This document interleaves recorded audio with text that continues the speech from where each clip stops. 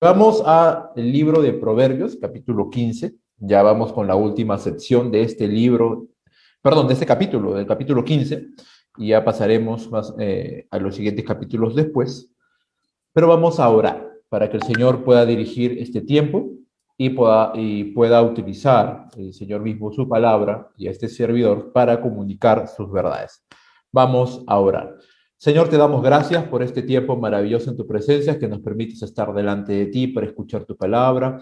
Amado Dios, y todos todavía que no se han integrado a este tiempo, Señor, ayúdalos, permite que ellos puedan integrarse, Señor, quita todo obstáculo que les impida poder incorporarse a la transmisión, Señor, y que en esta tarde, perdón, en esta noche podamos estar deleitados en tu palabra, Señor, reflexionando en ella, pensando, Dios mío, en lo que tú tienes que decirnos a través de las Escrituras. En esta porción habla tú, Señor, sé tú dirigiéndonos en cada momento y utiliza, Señor, a este hombre que está delante tuyo, Señor, para que tú puedas hablar a través de él. En el nombre poderoso de Cristo Jesús. Amén y amén. Ok, vamos a leer el capítulo 15, versículo 27 al versículo 33, que es la porción que nos toca ahora, y esta es la última sección de 5, y es titulada como La ganancia que deja la sabiduría. ¿Por qué? Porque lo que vamos a revisar ahora tiene que ver que, o por lo menos el proverbista va a plantear, ¿ya? Que la sabiduría nos deja un rédito, nos deja una ganancia, nos deja algo importante por lo cual tú y yo debiéramos luchar para poder tener la sabiduría en nuestros corazones. Y al final va a dar un detalle de lo que la sabiduría nos deja, como si nos hiciera una remembranza pasada de los primeros capítulos del libro de los Proverbios. Ok, vamos al versículo 27, al versículo 33. Dice así la escritura: alborota su casa el codicioso, mas el que aborrece el soborno vivirá. El corazón del justo piensa para responder, mas la boca de los impíos derrama malas cosas. Jehová está lejos de los impíos, pero él oye la oración de los justos. La luz de los ojos alegra el corazón y la buena nueva conforta los huesos. El oído que escucha las amonestaciones de la vida entre los sabios morará. El que tiene en poco la disciplina menosprecia su alma, mas el que escucha la corrección tiene entendimiento. El temor de Jehová es enseñanza de sabiduría y a la honra precede la humildad. Hay algunas cosas que ya el proverbista en algún momento los ha dicho y recordemos que una de las formas en que él enseña, una de las maneras en que él está enseñando es con la reiteración, ¿no? Él va a decir algo o va a plantear un concepto y lo va a decir de diferentes formas para el principio elemental que él enseña quede registrado en nuestras mentes, ¿no?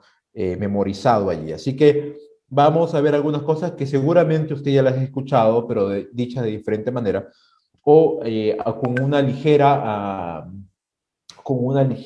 ligero cambio, y vamos a revisar esto. Lo primero que nos enseña aquí es el versículo 27.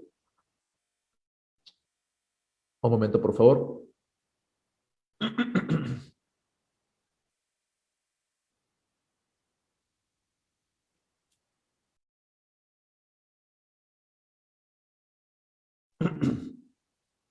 Perdón.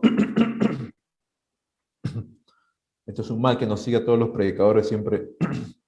Cada vez que hablamos, se nos seca mucho la garganta. Ok, vamos a ver. Lo primero que dice: alborota su casa el codicioso, más el que aborrece el soborno vivirá. Bueno, básicamente Salomón, la idea que tiene aquí, o lo que quiere plasmar en nuestras mentes, es que las ganancias ilícitas, o las ganancias ilícitas en este contexto, son por producto del soborno, o sea, de torcer la rectitud o el derecho en un juicio, ¿no?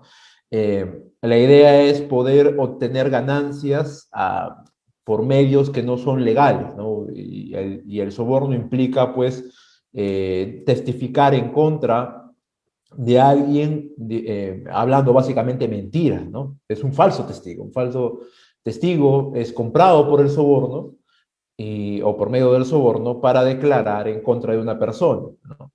Igual eso es un tipo de corrupción, pero lo que plantea el proverbista aquí es que cuando una persona hace hace esas cosas o cuando se adueña del soborno para poder hablar o ser un testigo falso en un juicio o en algo, o simplemente se deja manipular por medio del dinero, dice, alborota su casa, ¿no? Su descendencia, él mismo daña todo lo que está a su alrededor. Aquellos que tienen prisa por hacerse ricos y no les importa lo que tengan que hacer para lograrlo, casi siempre dejan el pudor de lado, los principios y las buenas costumbres, decía una nota por allí. Y es interesante pensar un poco en esto porque es muy cierto, ¿no? Aquellos que tienen prisa, dice, por hacerse ricos. Vuelvo y menciono que no es malo tener holgura económica o que Dios nos prospere, sino los medios a los cuales recurrimos para tener ese dinero. Así que lo que va a decir Salomón es que si nosotros recurrimos a medios ilegales para obtener dinero, posiblemente en la gran mayoría de sus casos tenemos que dejar tanto el pudor, los principios y las buenas costumbres a un lado para obtener ese dinero por medios mal habidos. Así que la Biblia pues condena este tipo de cosas. Hay una nota también que quisiera leer y dice, estos codiciosos son los tontos útiles, sin moral, en los cuales puedes poner tus palabras en sus labios si pones dinero en sus manos. Y eso es otra descripción de aquellos hombres codiciosos, ¿no? Este adjetivo calificativo nos da la idea de que a estas personas no les importa absolutamente nada, ni la imagen que ellos mismos puedan demostrar con tal de tener dinero de una manera rápida y de una manera fácil. Así que, como dice esta nota, son los tontos útiles, ¿no? Son personas que no tienen el mayor tipo de criterio, pero por dinero pueden hacer cualquier tipo de cosa. Así que,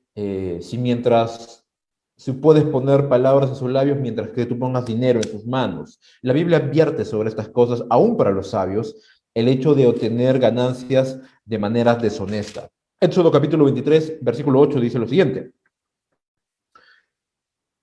En las leyes humanitarias que daba Moisés, dice, se registra lo siguiente. Dice, no recibirás presente porque el presente ciega a los que ven y pervierte las palabras de los justos. Ahora, no significa que el recibir un regalo de una persona esté mal, sino que si lo lees en el contexto, el versículo anterior dice, de palabra de mentira te alejarás y no matarás al inocente y justo, porque yo no justificaré al impío, dice.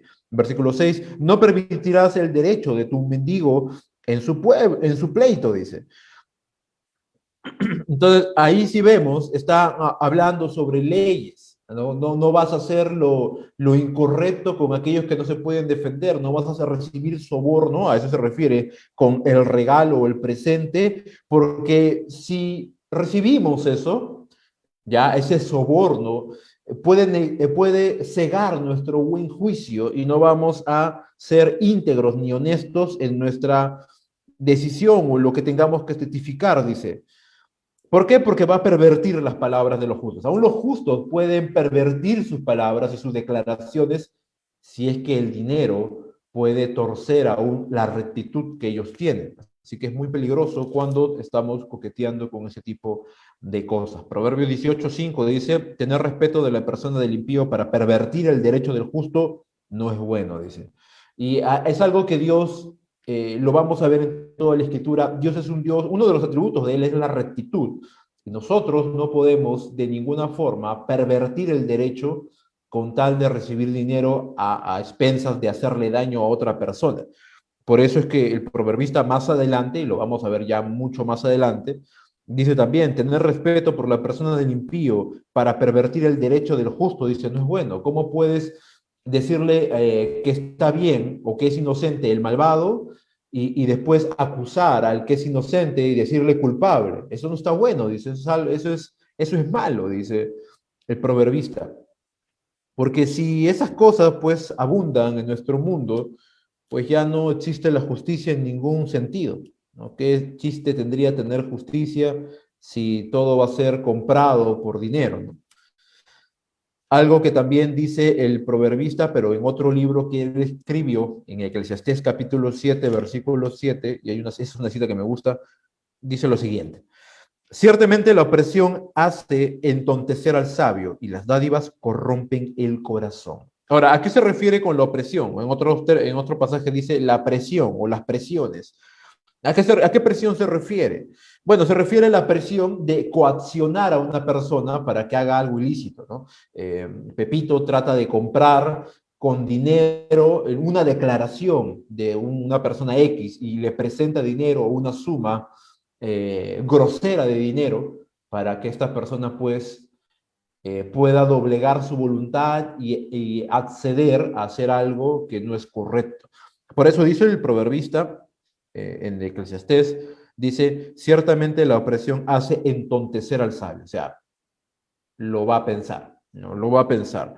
Como alguien diría por ahí, cada persona tiene su precio. Una vez lo escuché en una película. Y bueno, eso se supone que no es para una persona íntegra, ¿no? Una persona que tiene cierto grado de corrupción o es corrompible, ¿no? Pero en el caso de esto sí tiene razón, hay que tener mucha sabiduría en estos temas de la vida, ¿no? No dejarnos comprar por un dinero, no debiéramos tener ningún tipo de precio, porque dice Eclesiastés, las dádivas corrompen el corazón. Así que la indicación que nos da Salomón aquí es que de ninguna forma podamos acceder a esos tipos de trueques, porque lo que vamos a hacer es dañar no solamente nuestra imagen como personas, que obviamente porque vamos a romper toda la integridad que en algún momento guardamos, sino que también vamos a traer problemas a nuestra familia alrededor de nosotros, porque si hemos hecho algo deshonesto, podemos hacernos cómplices de cosas que no debiéramos hacernos o meternos en líos y en problemas que no debiéramos habernos metido, inmiscuir las narices donde no debiéramos haberlas inmiscuido. Así que, ¿qué ganancia nos deja la sabiduría aquí? Dice, el dinero mal habido así que la ganancia que deja la sabiduría no es el dinero mal habido, sino la tranquilidad de tener una conciencia limpia y una vida íntegra. Si tú eres sabio, si yo soy sabio, lo que vamos a hacer es rechazar el soborno. ¿Por qué? Porque en un sentido vamos a vivir. Digamos que nos pagan por testificar contra un delincuente, ¿no? Y decir que esta persona si es culpable, esta persona es inocente, en fin, y hacemos lo que tenemos que hacer. Y de pronto hay represalias por eso y buscan nuestra cabeza. Así que un ejemplo muy vago y muy rápido, pero esas cosas realmente pueden suceder, ¿no? Hay gente que puede tomar represalias sobre nuestras vidas por simplemente decir algo o meternos en problemas que no debíamos meternos, o decir cosas, o dar declaraciones de personas que ni siquiera conocemos. Así que siempre es bueno ser muy sabio en este tipo de cosas, y la sabiduría lo que nos va a dejar es, primero, no vamos a tener las manos manchadas con dinero mal habido, sino que también vamos a tener la tranquilidad de una conciencia limpia y una vida que todavía retiene su integridad. Versículo 28 dice, el corazón del justo piensa para responder, mas la boca de los impíos derrama malas cosas. ¿Qué tiene que decirnos Salomón aquí? Bueno, aquí hay una notable diferencia entre uno y el otro, ¿no?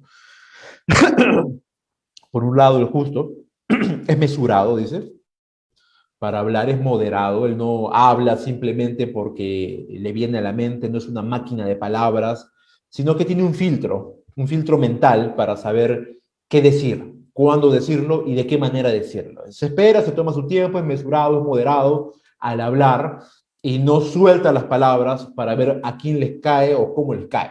Esa frase de al que le caiga el guante, que se lo chante, es una frase que nosotros como cristianos no debiéramos ampararnos en esa frase, porque de alguna otra manera nos da carta abierta a decir las cosas como salgan, y el que lo recibe bien y el que no lo recibe bien. Una cosa es exhortar en sabiduría y en amor, y otra cosa es decir las cosas como metralleta, y si te chapó la bala, te chapó, y si no te chapó, pues bien, ¿no? Y no es así, ¿no? No es algo sabio decir las cosas como vengan. Por eso es que el corazón del justo muestra esta cualidad, ¿no? Piensa antes de hablar, porque sabe que tiene el potencial en la punta de su lengua para destruir a medio mundo, pero la idea en un pleito no es ganar, es buscar una solución al problema, ¿no? Los problemas están allí y hay que buscarles una solución, ¿no? Hay que buscar alternativas, hay que ver formas de cómo solucionar el problema, pero si nosotros discutimos entre nosotros, tratando de ver quién fue el causante y por qué sucedió, o peor, ¿no? Lo que mucha gente hace, retrocedemos al pasado y decimos, si yo no hubiese hecho esto, o si tú no me hubieses dicho tal cosa, o si no hubiésemos venido aquí a este lugar, y retrocedemos y comenzamos a hacer más engorroso el pleito y más difícil de resolver, porque no estamos llegando a nada. La idea es ver un problema, trabajar en equipo, y eso es muy importante para los matrimonios, trabajar en equipo, pensar y resolver el problema, ¿no? Tratar de aportar ideas para resolver el problema, para no dejar en el camino heridas en el corazón del otro, porque queremos hacer que la culpa recaiga sobre alguien para nosotros eximirnos de toda culpa y decir, bueno, no soy culpable. Si estamos así, en nuestro matrimonio es por tu culpa. Y eso no debe ser así. Por eso dice la Escritura, el corazón del justo piensa para responder. Piensa primero antes de hablar, porque lo que puedes decir a la persona que está a tu alrededor puede ser muy dañino. Para ti tal vez no te resulte tan molesto, tan incómodo, pero puedes, al decir lo que estás diciendo o pensando que vas a decir, puedes estar tocando la fibra más íntima y más delicada de esa persona. Así que todos somos diferentes y por lo mismo que somos diferentes, hay que en el matrimonio aprender a tratarnos mutuamente, a descubrirnos para no herirnos, no dañarnos. Así que hay que pensar para responder. La característica que sigue al impío es que tiene una boca muy floja y la mandíbula no la tiene oxidada, sino más bien la tiene muy abierta para decir todo lo que le viene a la mente y hacer daño con eso. Esto no debe ser el carácter de un creyente. Santiago capítulo 1, y yo considero que Santiago se animó a escribir estas citas pensando en este proverbio, dice lo siguiente. Santiago capítulo 1, versículo 19. Por esto, mis amados hermanos, todo hombre sea pronto para oír, tardo para hablar, tardo para irarse. Porque la ira del hombre no obra la justicia de Dios. Lo que está proponiendo, Santiago aquí es lo siguiente. Tenemos que de alguna otra forma ser prontos, o sea, solícitos, estar dispuestos a escuchar primero el problema, ¿no? O la necesidad de la persona que viene a traer un problema sobre sus hombros. Y eso es importante, que tengamos el tacto necesario. Creo que no siempre tenemos esa particularidad o ese tino, pero siempre sería bueno tratar de desarrollar ese talento, digo yo, de tener el tacto de primero escuchar y tratar de separar las emociones de lo que estamos escuchando para poder saber darle una solución práctica al problema que está emergiendo. Así que lo primero que tenemos que hacer son solícitos al escuchar, dice, y tardos para hablar. ¿Por qué? Porque si yo hablo ya no estoy cortando la comunicación, no estoy cortando el descargo de la persona, yo no estoy entendiendo el panorama completo porque estoy cortando la descripción de lo que me están diciendo. Entonces, tengo que esperar que la persona termine, ya haya terminado de hablar o de desfogar, si es mi esposa, que desfogue todo lo que tiene que decir y preguntarle, ¿ya terminaste? ¿Tienes algo más que acotar? Y escuchar todo lo que se tenga que decir en ese momento. A veces, si usted ha notado, y siempre es bueno ser muy observador, si hay personas que hablan muy rápido. No sé si alguna vez ha topado con personas que hablan muy rápido, muy rápido. ¿Por qué razón? Porque siempre la han andado callando. A estas personas siempre las callan de alguna otra manera, seguramente su padre, seguramente su esposo, pero siempre las han callado para no escucharlas y tratan de hablar rápido para poder decir todo lo que quieren decir y ser escuchadas. Entonces, siempre cuando usted escuche a una persona hablar muy rápido, que está hablando demasiado rápido, como si alguien le persiguiera, decirle, tranquilo, yo te voy a, o tranquila, te voy a escuchar, pero explícame con tranquilidad. Así que ser muy pronto para oír, tardo para hablar. Esperemos hasta poder conocer el problema completo, si no, no puede dar usted no sé, un veredicto o un, la medicina, por decirlo así, que se necesita para el problema. Así que tenemos que tener el tiempo de esperar para escuchar y después airarse. ¿no? Si es que lo que estamos escuchando produce un cierto enojo en nuestros corazones, pues también aletargar ese sentimiento, esa compulsión de querer descargar la ira, ¿no? Si eso nos indigna lo que escuchamos o nos ofende también, porque no todas las personas se acercan a decirnos algo bueno, sino a veces a atacar, a contraatacar, y más en un matrimonio. Así que tratemos de contener aún la ira. ¿Por qué razón? Eh, a diferencia de nosotros, Dios, a diferencia de nosotros, Dios sigue siendo justo, sigue siendo santo, aun cuando está irado. Nosotros no, dice, porque la ira del hombre no puede verse lo justo o la vida justa delante de Dios. Lo que vamos a profesar o proferir, perdón, son palabrotas o proferir algo hiriente, así que tenemos que retenernos.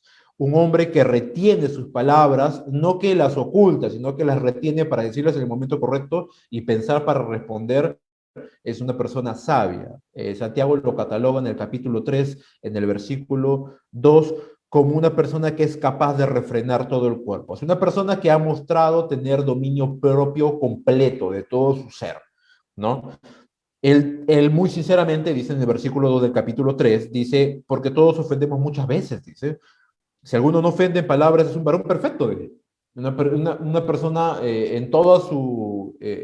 integralmente perfecto, lo cual es difícil.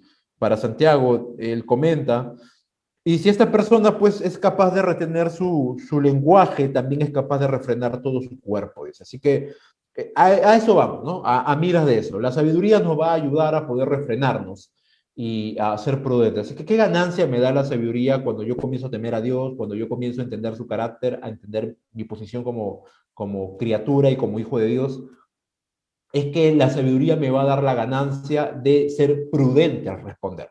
Y eso es un artículo de lujo en estos tiempos. No muchas personas cuando hablan son prudentes o tienen criterio o muestran tino al hablar. Eh, Normalmente esta cultura nos ha llevado a ser un tanto superficiales en el habla, un tanto eh, como que a decir las cosas como vengan, en pro de la libertad, y etcétera, etcétera, ¿no? Entonces tenemos que cultivar esa sabiduría en nuestro lenguaje, en nuestra forma de hablar, en nuestro diario vivir, y más si somos casados, más si somos líderes en la casa del Señor, más si somos, y con mayor razón, siendo cristianos, ¿no? Versículo 29. Dice así la escritura. Jehová está lejos de los impíos, pero él oye la oración de los justos. Para alguno esto podría tener algún tipo de, de, de inconsistencia. ¿Por qué razón? Porque Dios está en todos lados. ¿Cómo podría estar lejos de los impíos? Pero ahí le explico a qué se refiere. Esta lejanía que tiene Jehová hacia los impíos no se refiere a su omnipresencia, porque sabemos que Dios está en todos lados, y ese es uno de los atributos de Él, que Él está en todo lugar. No en todas las cosas, ¿eh? Ojo, sino en todo lugar. Él puede estar en todo lugar. Está en medio de nosotros, está en cada iglesia que en este momento se está celebrando algún servicio, en el cuarto de algún creyente que está orando, el Señor está allí, ¿no? El Señor está en todo lugar. Pero ¿a qué se refiere con que está lejos de los impíos? Se refiere a que Dios de alguna otra manera los ha privado a ellos de su presencia y de su gracia, de su comunión. ¿No? Ellos, los impíos, son justamente impíos porque están privados de la comunión con Dios. Dios los ha privado a ellos de su comunión íntima, ¿sí? No es que esté lejos en el sentido de que haya un lugar donde Dios no esté, sino se refiere al hecho de que los ha privado de los privilegios de la comunión íntima que Dios tiene con los justos. Los impíos no tienen ese privilegio de estar al lado del Señor como tú y yo, siendo creyentes, podemos gozar de ese privilegio y de ese cuidado constante de la persona de Dios sobre nuestras vidas. Los impíos no gozan de ese privilegio, de ese favor.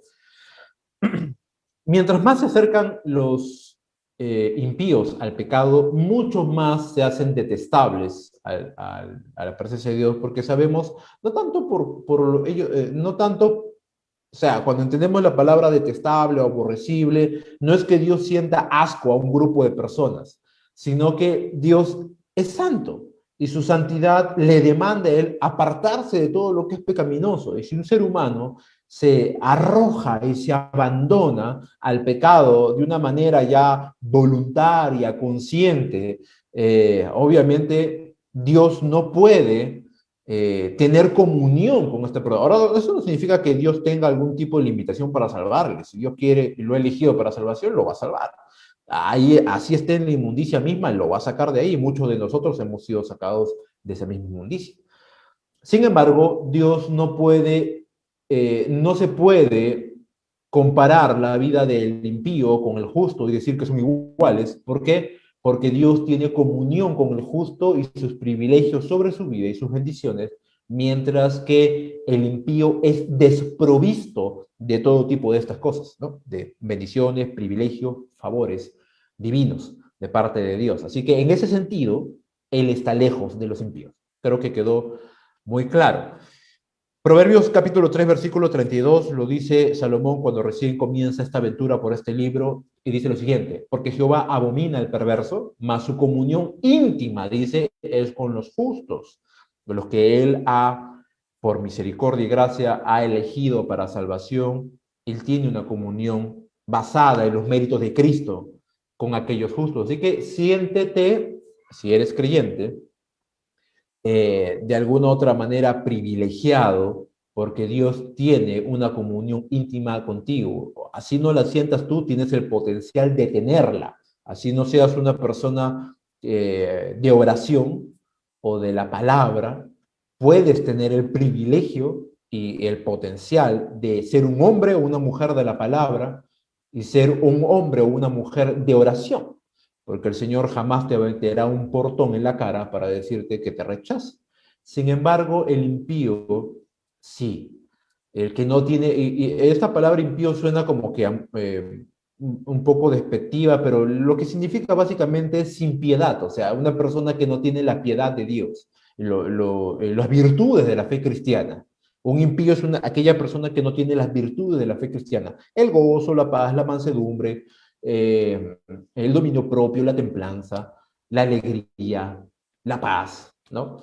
Ese tipo, la bondad, la benignidad, ese tipo de cosas no las porta el impío, ¿no? El incrédulo. Así que si en algún momento eres una persona invitada en este servicio, lo que quiere darte a entender este proverbio es básicamente que Dios no puede tener una comunión limpia contigo, por lo mismo que entre Él y tú hay algo que imposibilita, y son los pecados que en algún momento yo también tuve y que me imposibilitaban de poder acercarme a Dios. Me cegaban para ir más bien en sentido contrario al Señor. Así que, ¿cuál es la recomendación que Salomón pudiera darnos o que podemos inferir de este texto? Es que tienes que arrepentirte, como yo en algún momento lo hice, de nuestros pecados, para poder tener libre acceso a conocer a Dios. Si estás escuchando esta palabra por primera vez, ten por seguro que Dios está hablando a tu corazón para que renuncies al pecado y puedas tener una vida en Cristo, que Él entregó su vida por ti.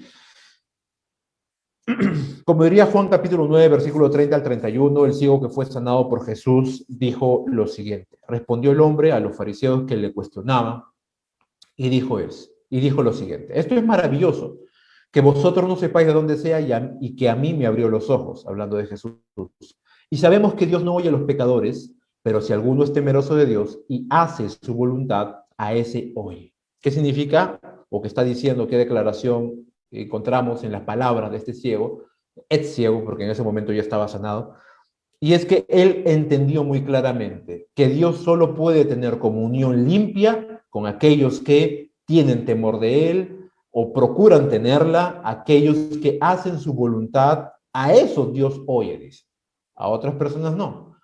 Así que tengamos muy en cuenta que esa cercanía la podemos gozar por los méritos de Cristo, nosotros los cristianos, y porque Dios nos ha alcanzado. Así que la sabiduría tiene el potencial de llevarnos a temer a Dios y, como resultado de conocerle a Él, tener comunión con el Señor.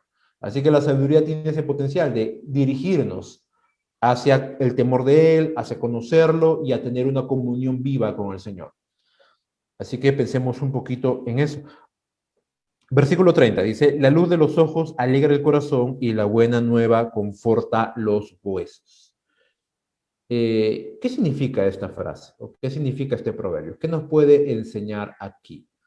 Al principio estaba leyéndolo un poco más y no le encontraba un sentido a esto, pero básicamente la idea que nos plantea acá Salomón se encuentra, o por lo menos las pistas que nos puede dar, es en esta palabra, la luz de tus ojos, y bueno, lo que vemos que conforta el corazón o conforta los huesos. ¿Qué significa la luz de los ojos? ¿No? Es una forma de expresarse o una expresión o metafórica de algo que es muy importante para nosotros. Por ejemplo, si en algún momento has visto a tus hijos y te has expresado acerca de ellos como diciendo, ellos son la luz de mis ojos. ¿Por qué? Porque te causan alegría, porque son lo más importante que tienes, ¿sí? Eh, Así que esta frase, la luz de los ojos, significa o quiere dar a entender que esta persona en particular que describe acá Salomón en el versículo 30 es muy importante para sí misma, ¿no? Esta persona, cuando la ve a este ser importante, dice, alegra el corazón. Y seguidamente dice, la buena nueva conforta los huesos. Aparentemente, amados hermanos, aparentemente, hay una persona en particular que está ansiosa, esperando una noticia o esperando a alguien o esa persona en particular que le traiga una misiva, una carta o una noticia, ¿no? Y esta persona espera y de pronto aparece esta persona, X también, y esta es la luz de sus ojos. Dice, cuando esta persona ve a esta persona, pues se le alegra el corazón de verla, ¿no? Y vemos la relación que hay en la misma frase, esta persona trae una buena nueva, o sea, una buena noticia. ¿Qué hace esa noticia cuando es pronunciada al que estaba ansioso? Dice, conforta los huesos, trae, quita la ansiedad, quita la preocupación. En otras versiones, por ejemplo, la traducción en lenguaje actual dice, renueva las fuerzas. ¿Y qué pasa ahí? Sucede que cuando nosotros estamos angustiados, ansiosos, temerosos por algo, o estamos esperando ansiosamente la respuesta de algo, eh, normalmente pues sentimos angustia, sentimos intranquilidad, preocupación. Podemos pasar cuadros hasta de ansiedad, de estrés, eh, o no podemos dormir o de insomnio porque estamos esperando la respuesta a algo. Sea la respuesta de un trabajo, sea la respuesta de un acuerdo, sea la respuesta de algún informe, eh, no sé, sea la respuesta del doctor sobre un informe clínico, sea lo que sea, causa ansiedad, causa cierta insatisfacción, no desencaja, no nos encontramos tranquilos porque necesitamos saber lo que va a suceder. Sin embargo, cuando esta persona llega o cuando estamos esperando a una persona en particular que nos traiga esta noticia, esto hace brillar nuestros ojos, esto quita la preocupación, obviamente, cuando es una buena nueva, una buena noticia. No hay mucha claridad en este pasaje, ¿sí? Pero podemos inferir algo de este pasaje o podemos aprender algo de este dicho. Y es que eh, qué necesarios y oportunos son los mensajeros que traen un buen mensaje. Son oportunos y necesarios los mensajeros que traen un buen mensaje. Eh, un doctor que trae un buen resultado trae tranquilidad a su paciente. Un socio de un negocio que trae una buena noticia para el negocio trae tranquilidad al otro socio. Un jovencito que esperaba la respuesta de una señorita en su declaración y le da una buena noticia, el sí, trae tranquilidad al corazón del joven. Eh, no sé, una solución de un problema y una persona que trae la solución y la buena noticia a ese problema trae tranquilidad a quien sea. Siempre una buena noticia trae tranquilidad. ¿Y qué podemos inferir de aquí? Amados hermanos, seamos mensajeros, pues ya lo somos. Estábamos escuchando a nuestro hermano Rubén este domingo predicando. sobre los embajadores, ¿no? Tú y yo somos embajadores de la palabra de Dios y te has puesto a pensar que lo que tienes en tus manos como el Evangelio es una buena noticia, que hay mucha gente que necesita saber que Dios lo puede librar de sus pecados, que Dios puede perdonarlo de sus ofensas, que Dios puede renovar su vida, que Dios puede librarlo de las adicciones, que Dios puede hacer una o cual cosa con esta persona, que Dios puede reanimar el corazón más abatido y más triste, que Dios puede libertar a cualquier oprimido. Son buenas noticias que necesitan escuchar y son noticias que tú puedes hacer que otros les brillen los ojos y que otros puedan quitar la ansiedad y la intranquilidad cuando le escuchan. Así que me vino rápidamente un pasaje de las Escrituras, Isaías 52:7, y creo que lo conoces, dice así: cuán hermosos son sobre los montes los pies del que trae alegres nuevas, del que anuncia la paz, del que trae nuevas del bien, del que publica salvación, del que dice Sión, tu Dios reina. Y es curioso porque Pablo lo utiliza en su libro, en la carta a los romanos, utiliza también este mismo pasaje y dice muy claramente que hermosos son los pies de los que anuncian el Evangelio. Así que puedes tener sin pedicura unos pies hermosos cuando tú anuncias el Evangelio. Qué dichoso es cuando una persona quebrantada por el pecado escucha el Evangelio, es como darle agua al sediento. Así que ora mucho para que Dios pueda abrirte oportunidades para predicar el Evangelio a aquellos que realmente lo necesitan y que puedas tú ser un portavoz que haga alegrar o brillar los ojos y traer esperanza al corazón abatido. Puedes tú realmente ser eso. Cuando tú y yo nos preocupamos en ser sabios, y como en algún momento lo dijimos en algún proverbio, el sabio gana almas. Así que si eres sabio, pues vas a ganar almas. Sea que las conduzcas a la iglesia, sea que tú mismo les prediques el evangelio, sea que, por ejemplo, en esta oportunidad los invitas al paseo, sea que tú orquestes de alguna otra forma una oportunidad para que escuchen el evangelio, ya estás haciendo mucho. Estás siendo partícipe de poder traer a una persona a los pies de Cristo. Así que ponte las pilas, haz eso. Puedes hacer que otras personas sean confortadas con el mensaje del Evangelio, de un Dios que nos salva. Así que la ganancia que deja la sabiduría es que podemos ser emisarios de las buenas noticias, y qué más buenas noticias que el Evangelio de Cristo. Vamos avanzando. Versículo 31 dice: el oído que escucha las amonestaciones de la vida, entre los sabios morará. Y esto es curioso porque eh, este es un texto que algunos indican que no está en en el texto Receptus, que no, si no me equivoco, y otros comentan que sí en algunos manuscritos hebreos sí se encuentra este texto, básicamente por la palabra vida, ¿no?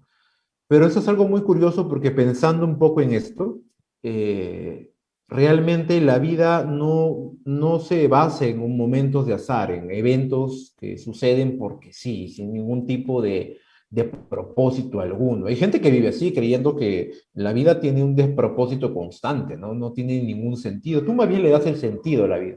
Pero no es así, no es verdad, ¿no? Ese pensamiento posmoderno, de alguna u otra manera anula la soberanía de Dios, ¿no? De un Dios que es trascendente, un Dios que es inmanente, un Dios que es soberano, y eso no es lo que la Escritura enseña. Siempre vamos a ver en la palabra de Dios un Dios que está involucrado con su creación, un Dios que es trascendente, que va más allá del universo, un Dios que siempre está moviendo los lineamientos de la historia para su propia gloria, y que esto, curiosamente, por la sabiduría abundante que hay en él, eh, desemboca en beneficiar a los que él ha elegido. Así que es curioso entender que, perdón, no es que sea curioso, es necesario entender que Dios está detrás de todos los eventos que suceden en este mundo, aunque para nosotros nos parezcan imperceptibles. Así que sí es una realidad que no todas las personas tienen la sensibilidad para oír a la experiencia, ¿no? Suceden cosas, eventos fortuitos o no tan fortuitos, pero suceden lecciones de la vida, ¿no? Que nos pasan, que con el pasar de los años los vamos asimilando, vamos creciendo y tenemos cierto potencial para poder educar a generaciones tempranas en la vida, ¿no? En darle cátedra de cómo se vive en el mundo. ¿Por qué? Porque hay lecciones que continuamente aprendemos en la vida.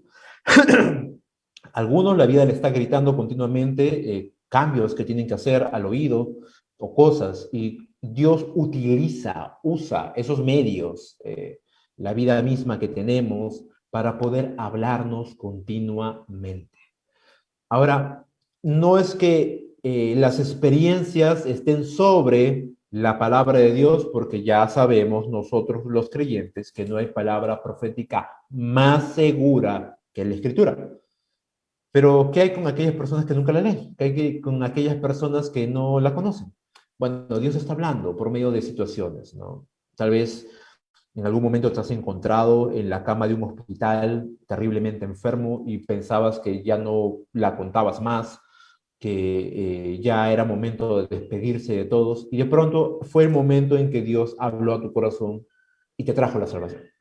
Puedes haberte encontrado en un momento de quiebre de tu vida donde ya perdiste tus privaciones de la libertad, has entrado en prisión o te has visto enjuiciado por algo, o tal vez yendo de casa porque tu matrimonio se rompió en dos.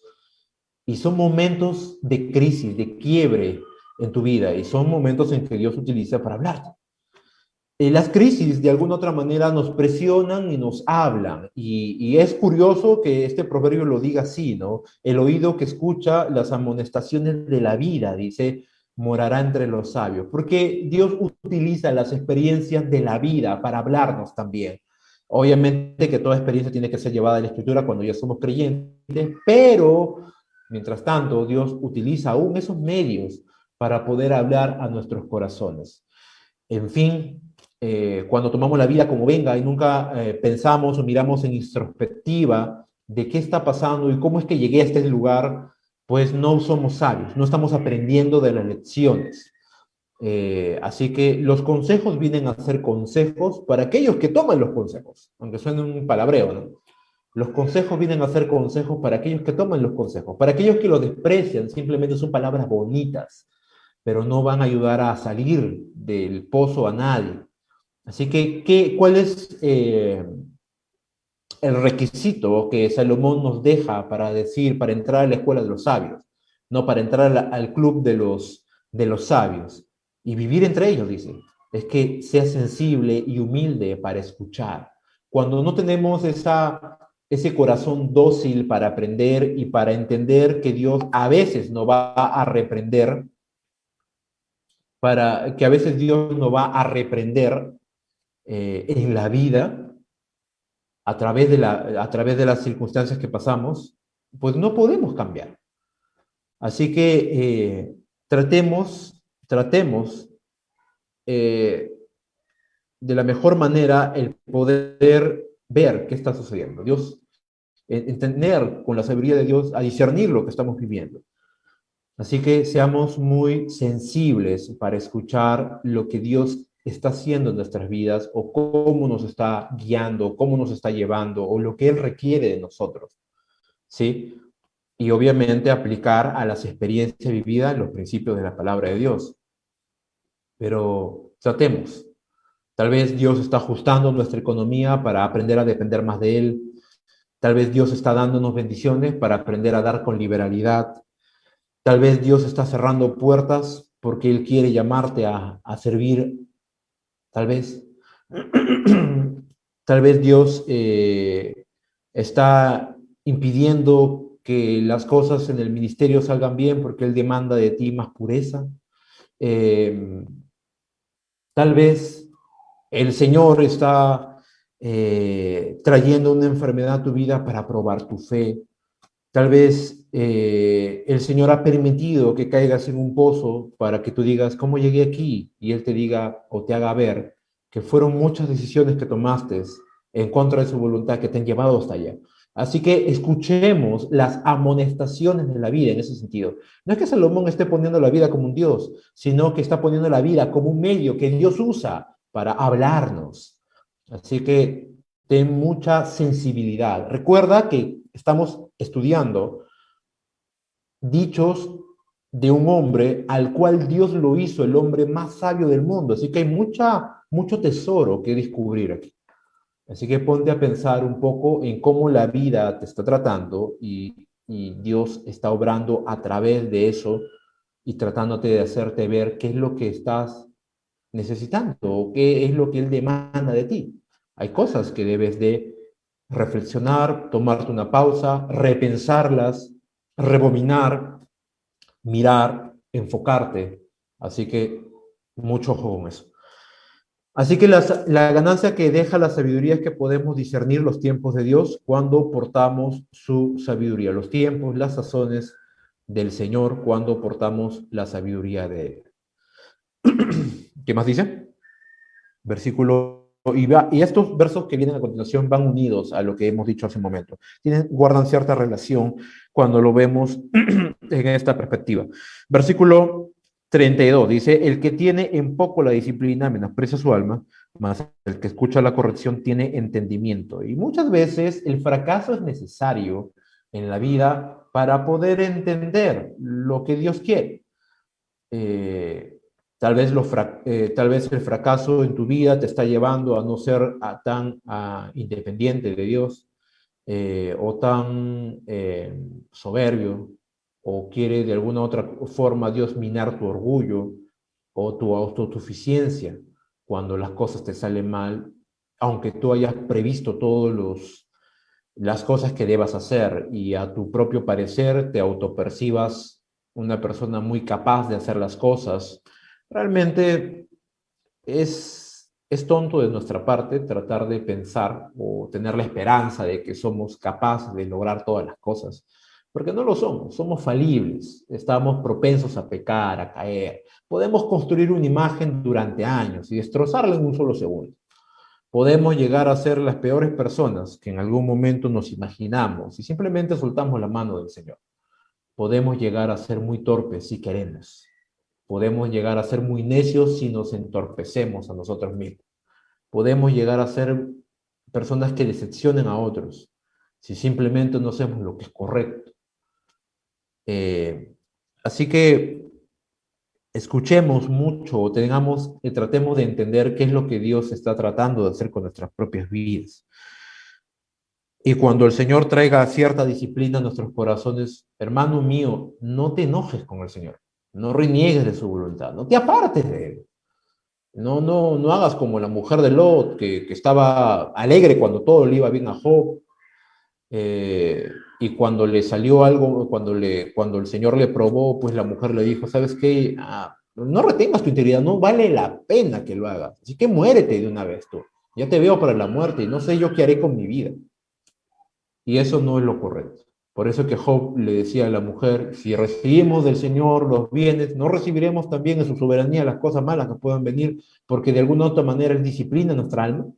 Así que entendamos, amados hermanos, que la disciplina ejercida de parte de Dios en nuestra vida es buena, es necesaria, que Dios seque algunas áreas de nuestra vida, que Dios interrumpa y eche a perder negocios, que Dios permita que de alguna otra forma las cosas no salgan bien, o que Dios trate con nuestro carácter, con nuestros hijos, o con nuestra esposa, o con nuestro esposo. Es necesario, porque ¿cómo puedes ser pulido sin dolor?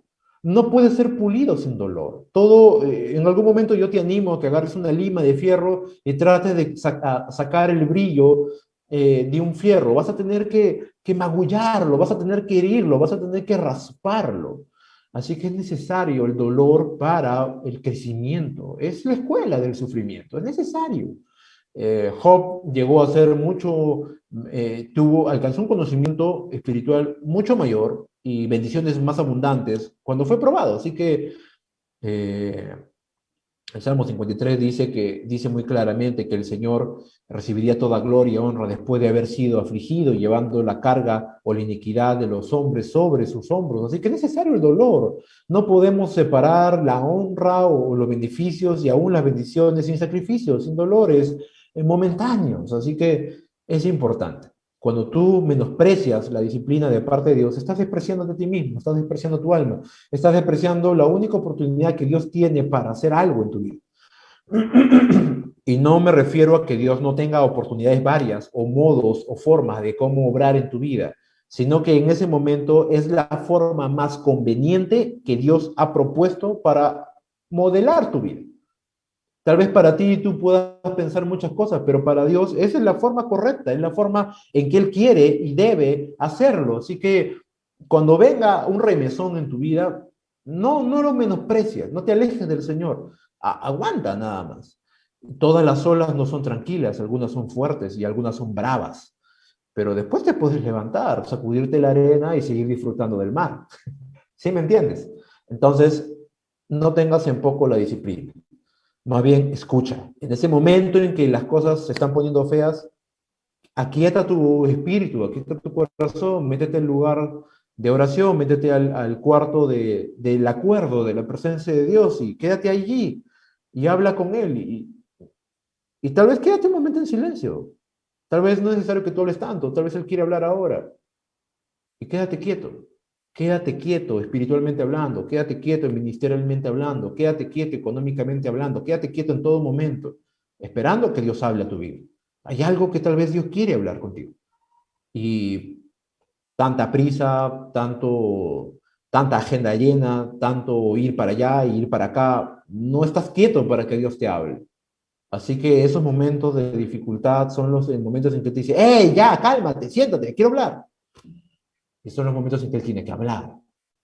Así que son buenos esos momentos. No te los recomiendo que los pases, pero si en algún momento los pasas, son necesarios.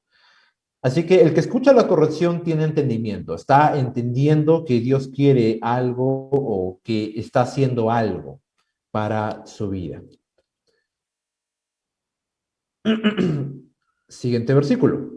Perdón, entonces, ¿cuál es la ganancia que nos deja la sabiduría? Cuando eres sabio, aún para responder en los momentos de dificultad o en la disciplina, es que Dios te está haciendo entendido de su voluntad.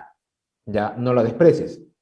Es sabio cuando tú soportas la disciplina del Señor, porque como dice el libro de Hebreos, Dios no disciplina a aquel que no ama. Así que puedes sentirte alegre cuando eres disciplinado porque Dios te ama. Le importas. Si no le importara, simplemente serías un impío más, pero a Él le importas. Él quiere tu perfeccionamiento de su espíritu en ti. Así que, perdón, el perfeccionamiento de su carácter usando su espíritu en ti. Así que tienes que tener paciencia. La sabiduría te va a hacer entendido de la voluntad de Dios en tu vida y vamos terminando con este último versículo que cierra con broche de oro el capítulo 15. Dice, el temor de Jehová es enseñanza de sabiduría y la honra precede a la humildad. Entonces la escuela de la sabiduría lo que va a originar en nuestras vidas es el temor de Jehová. ¿Qué significa esto? Y vuelvo a repetir, el temor de Jehová tiene que ver con la reverencia de vida a su persona. El amor conlleva respeto. Si nosotros amamos al Señor, y la palabra de Dios nos va a enseñar a amarlo correctamente y a respetarlo como quien es y por lo que Él es Dios. Cuando la sabiduría ingresa a nuestros corazones y nos comienza a adoctrinar, enseñar y capacitar para ser sabios, lo primero que va a resultar de nuestros corazones es entender que hay un Dios a quien tener que respetar, una autoridad sobre nuestras vidas que demanda de nosotros una vida limpia e íntegra. Así que vamos a tener temor del Señor y este temor tiene que ver con el respeto. Respeto al Señor, a su persona. Y esto nos va a llevar a un conocimiento un poco más profundo cada vez más, de una manera progresiva. La resultante de esto es lo que dice la siguiente frase, después del punto y coma en el versículo 33, dice, y la honra precede a la humildad. O sea, la humildad, ¿ya? Es uno de las características que deja el temor de Dios. ¿Por qué la humildad? Porque mientras yo más conozco a Dios, sé quién es Él y sé quién soy yo. La humildad tiene que ver, o también este término está relacionado, por lo menos en el Nuevo Testamento, en un entendimiento de quién es Dios y quién soy yo, mi lugar, el lugar en que yo, humildad no tiene nada que ver con pobreza, tiene que ver con entender quién soy yo realmente. Y cuando yo me veo en la Biblia y no lo utilizo como una espada, sino para mirarme a mí mismo como un espejo, cuando yo me miro a mí mismo, yo entiendo que Dios es santo y que yo soy pecador, pero dependo de Él. Entonces, entiendo mi lugar y entiendo su lugar. Y eso me hace humilde. Después de la humildad que antecede a la honra viene, o sea, el favor de Dios y la gracia sobre mi vida. Así que la secuencia es la siguiente. Yo me expongo a las escrituras, soy sabio o voy camino a hacerlo. La sabiduría contiene el hecho de enseñarme a respetar a Dios y a conocerlo. Cuando le conozco, soy humilde. Cuando soy humilde, Dios me favorece y comienza a bendecirme.